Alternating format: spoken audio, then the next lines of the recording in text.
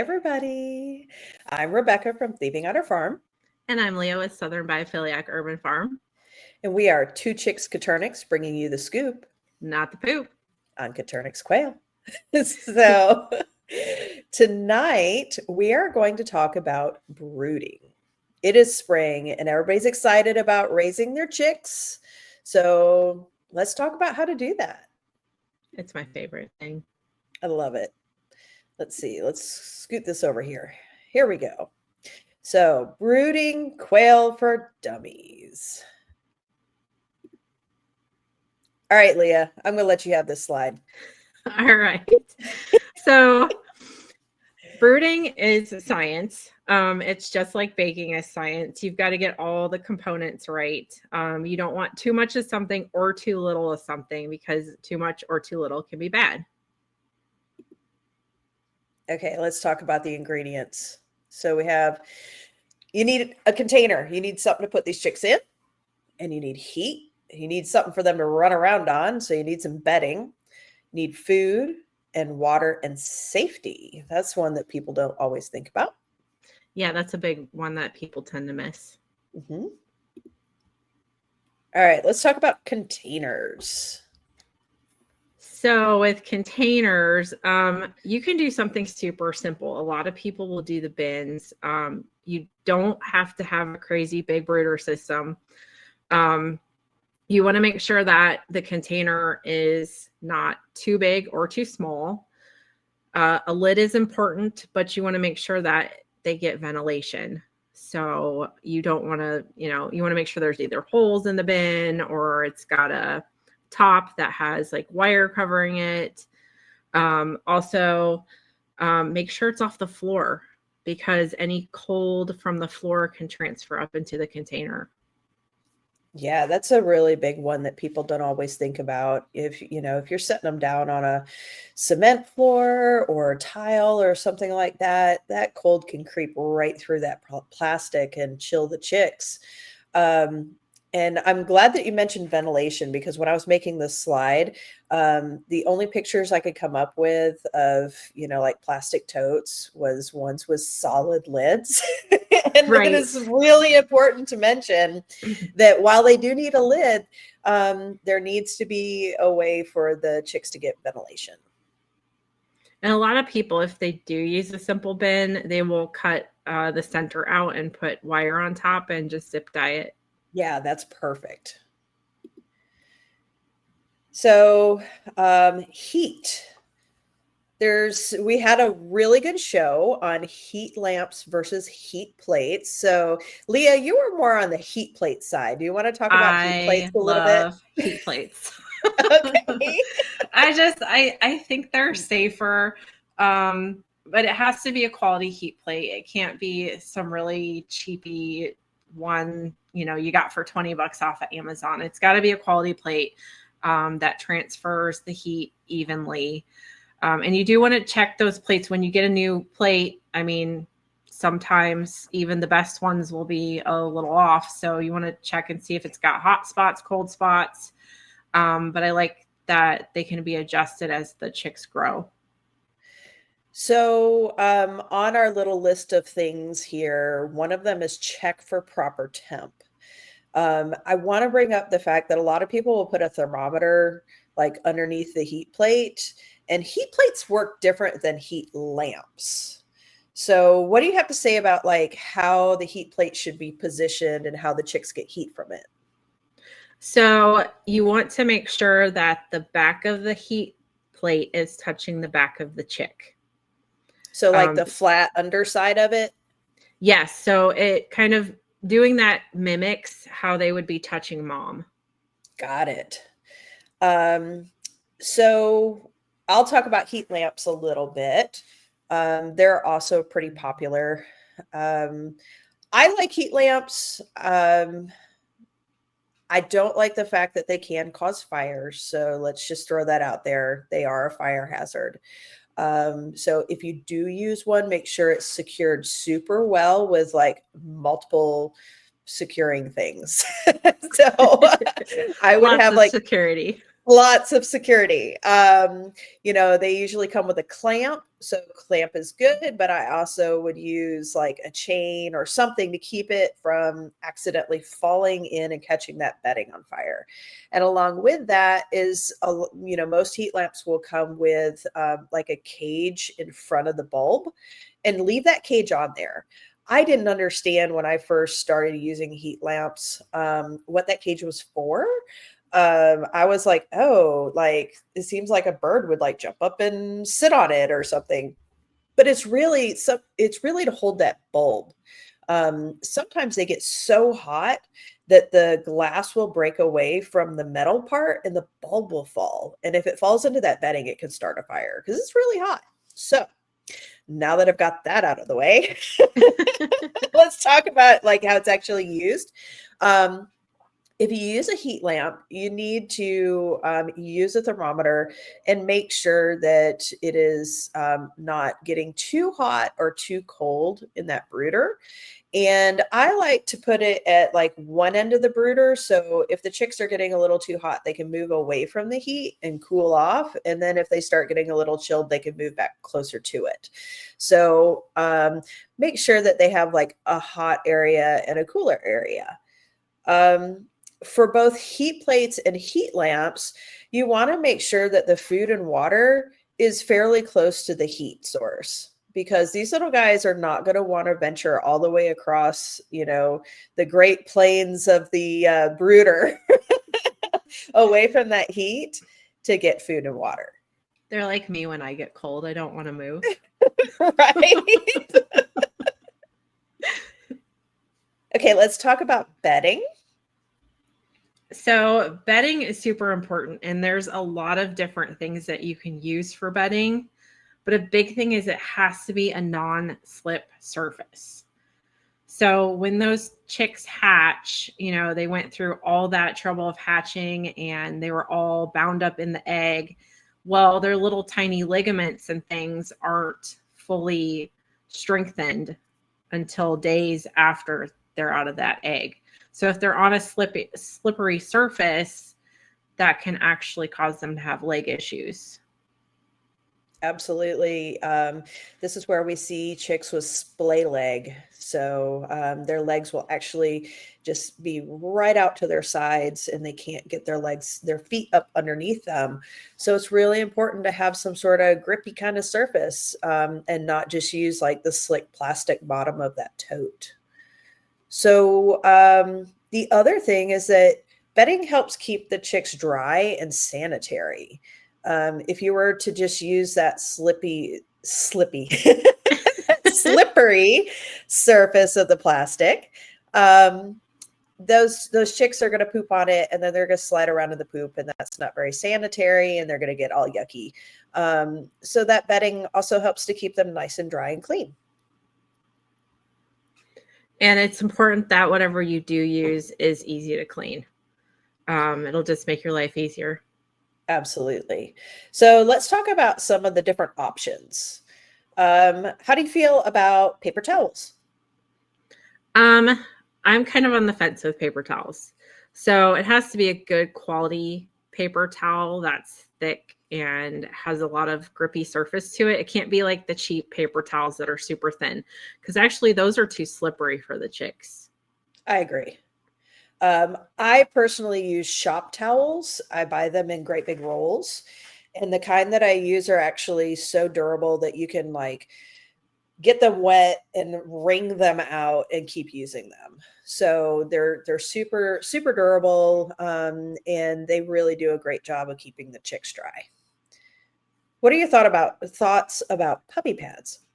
So I used to love puppy pads until we came up with an issue with them. So when I was very first getting into Quail, I did the puppy pads. I just loved that I could pull them out and pop a new one in and be done. So I did like that they were absorbent. The surface was generally pretty good for their feet. But the problem is they have little fibers on the pads that would get up and actually wrap around the chick's toes. wondered about that. I've never actually used puppy pads, but I've seen them plenty of times with, dog training and stuff. That's a really good point that people may not think about. So, what are your thoughts on pine shavings? That's pretty popular.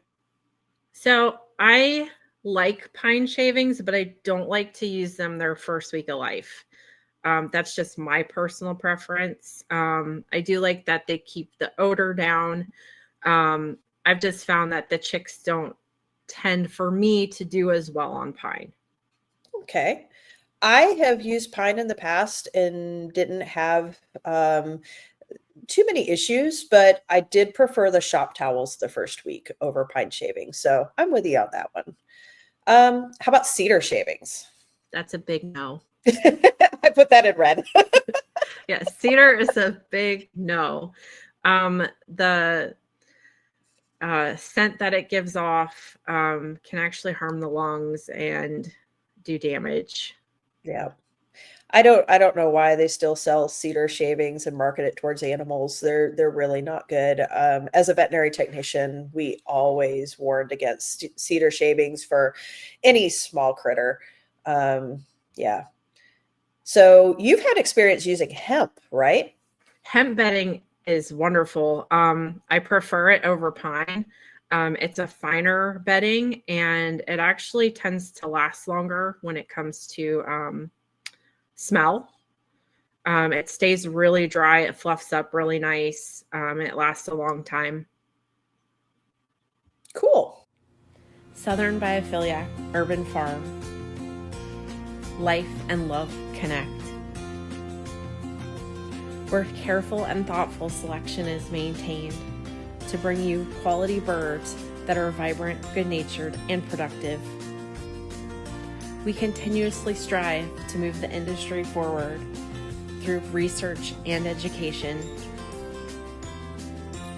ensuring that we bring you birds that will provide you with years full of healthy food, fun experiences, and the freedom that self-sufficiency brings.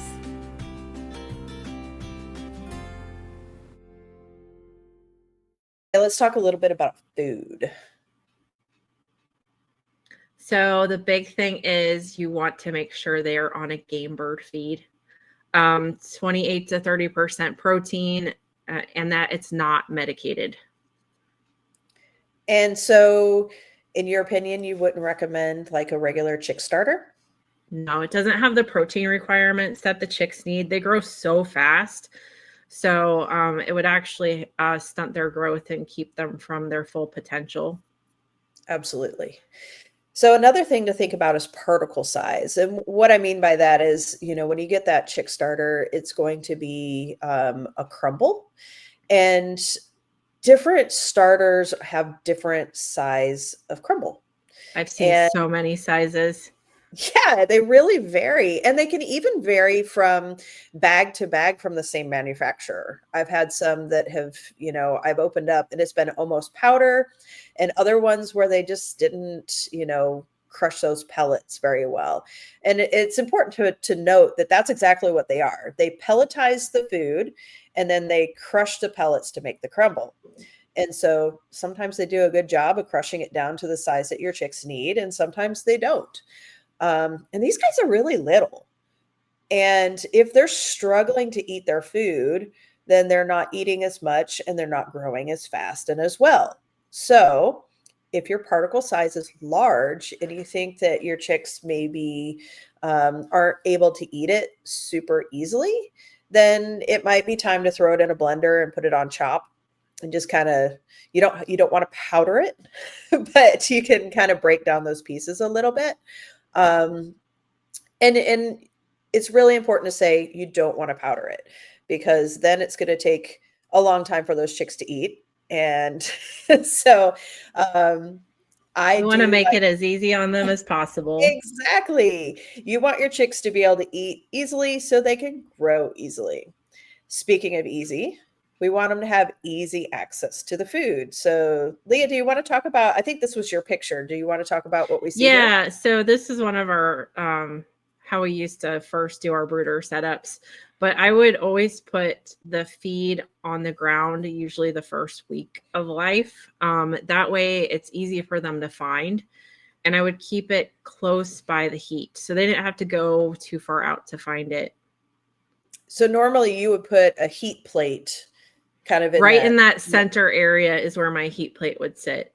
Got it. So it looks like they would be able to easily go from the heat to get something to eat and also access their water pretty easily. Yeah. And I think it's also important to note, you were talking about easy access to finding the food and getting to it. A lot of people will try using feeders when chicks are really little. And depending on the type of feeder you use, one, I've seen chicks like crawl into it and get stuck. Yeah, I've seen that too. And it's so sad. Yeah, they're really good at doing silly things. And the other thing is sometimes people will try using like no waste feeder ports and stuff like that.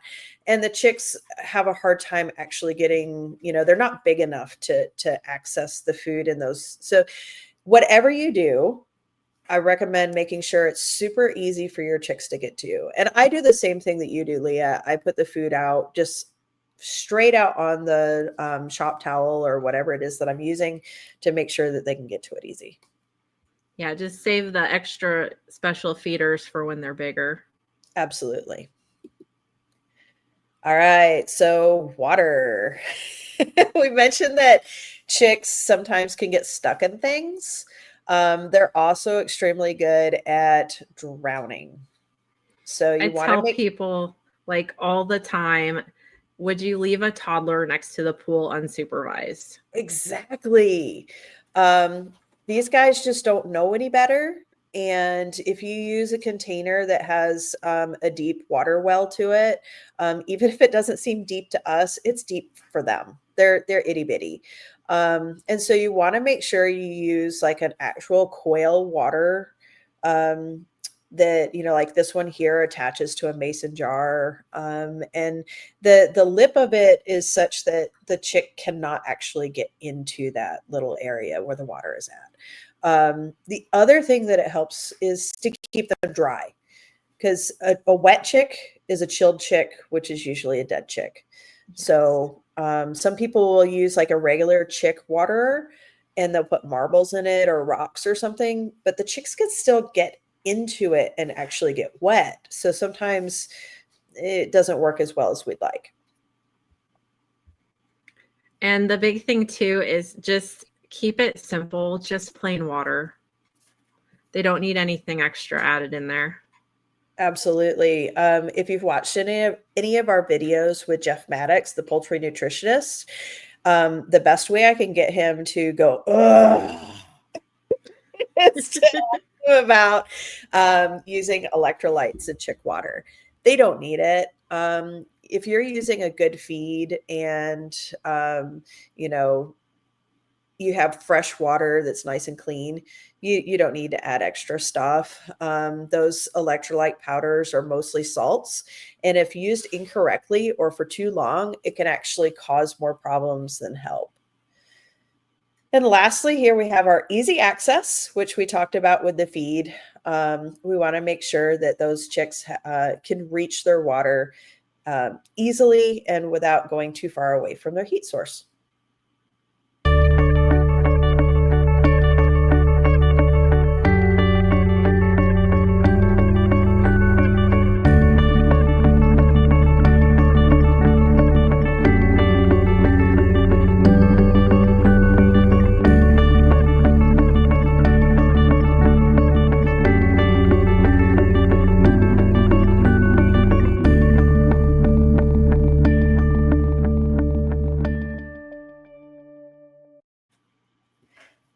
Safety. This is a big one. Huge. It's just like when someone has a new baby, you're going to baby proof the house. Yep. So you have to think of these guys as little babies. They don't know any better. So, and they're just figuring out life. So you have to do the best to protect them. Absolutely. I always, if you're in the quail groups on Facebook at all, you're going to see people going, oh, these guys are so dumb and they try to find ways to die and all this stuff. And really it's our job to make them safe and keep them that way. They're itty bitty babies and they don't know any better.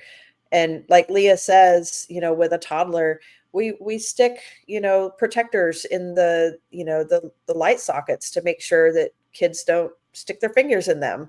Those children aren't dumb. They're just exploring their world. Exactly. And or you put a baby gate up so they don't go into a certain room when you're not watching. Yeah, or fall down the stairs. Right. So it's the same thing with these little guys. So let's talk about things that we need to protect our quail chicks from. A big one is drafts. So you don't want to stick your brooder next to a vent or, like put them under a window and leave the window open.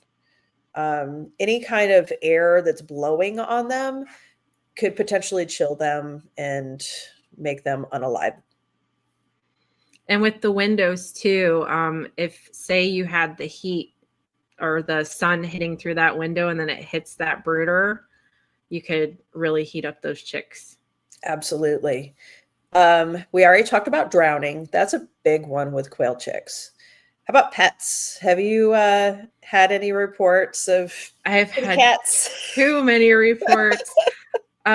Yes. So again, it's a safety thing. So if you've got cats or dogs, make sure you have a secure lid that has ventilation, because they think they're toys or they think they're tasty and they will just go in there and grab them. Yeah. Speaking of grabbing them, be careful with children. You want to make sure that you supervise young children with quail chicks because they are fragile.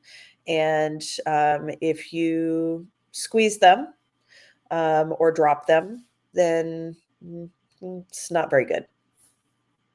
Yeah. And with young kids, when I tell them about holding them, I tell them to hold them down just a couple inches off the ground because those little boogers jump.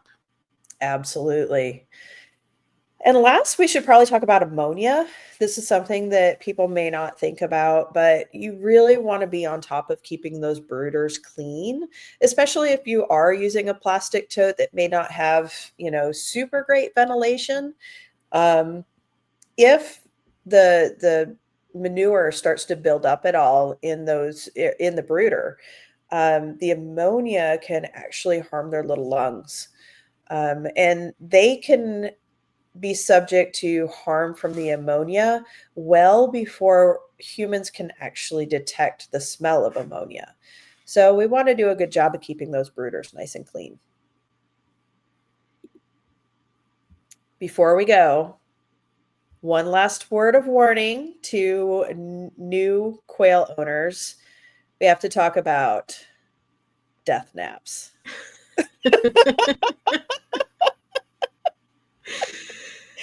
Oh, the death nap. It gets me every time and it still gets me. For those of you that are listening to the podcast, death naps are the ability for a quail to sleep in ways that induce heart attacks in their caregivers. I can't tell you how many times as a new quail owner, I would walk over and these quail are just sprawled out, upside down, legs out, and you just think, oh no, I've lost my bird. Nope, they're just sleeping. And they're sleeping really hard. Yep. Yeah, there's been quite a few heart attacks over here. I still once in a while catch myself. I'm like, wait, are you okay? And I'll poke it. Okay, you're still good.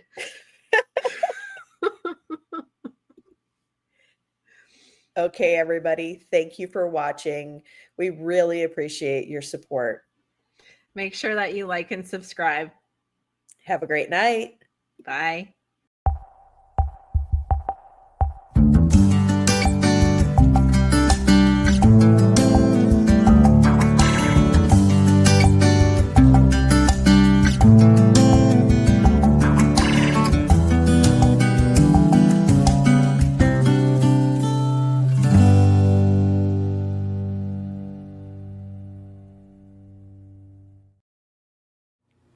Southern Biophiliac Urban Farm. life and love connect. Where careful and thoughtful selection is maintained to bring you quality birds that are vibrant, good-natured, and productive. We continuously strive to move the industry forward through research and education, ensuring that we bring you birds that will provide you with years full of healthy food, fun experiences, and the freedom that self-sufficiency brings.